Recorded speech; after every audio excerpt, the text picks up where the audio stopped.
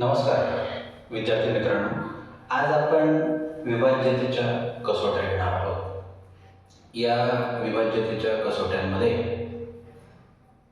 पहिली जी कसोटी आहे ती आहे 2ची कसोटी.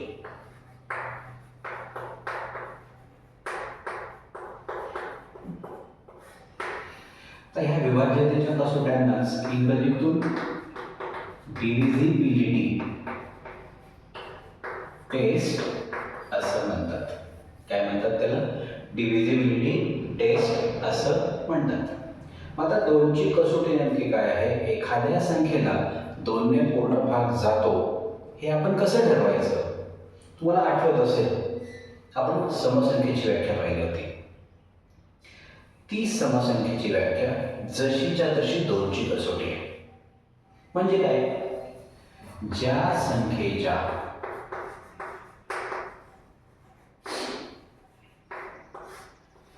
एकक स्थानावर किंवा एकक स्थानी 0, 2, 4, 6, 8 यांपैकी कोणताही एक अंक असेल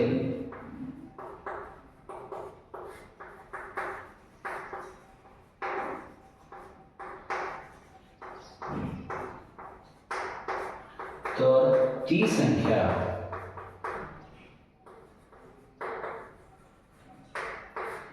दोनने विभाज्य असते.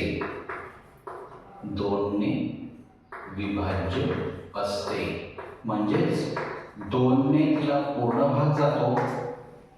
2ने तिला पूर्ण भाग जातो आणि त्या भागाकाराची जी काही बाकी आहे ही बाकी 0 उरते.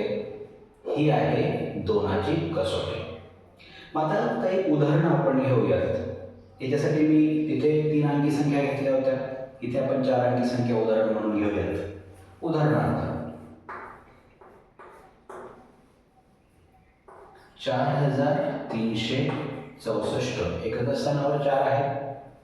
त्याच्यानंतर 6438 एकक स्थानावर 8 आहे. 1000 एकक स्थानावर 0 आहे.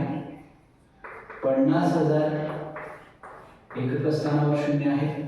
अशी अनेक उदाहरणं आपण घेऊ शकतो. 2च्या कसोटीचा विचार करत असताना जर तुम्हाला कोणी 25 अंकी संख्या जरी दिली तरी तुम्हाला फक्त आणि फक्त एकक स्थानाच्या अंकाकडे लक्ष द्यायचंय. बाकी कोणत्याही अंकांकडे लक्ष द्यायची गरज पडणार नाही. ही आहे 2ची कसोटी.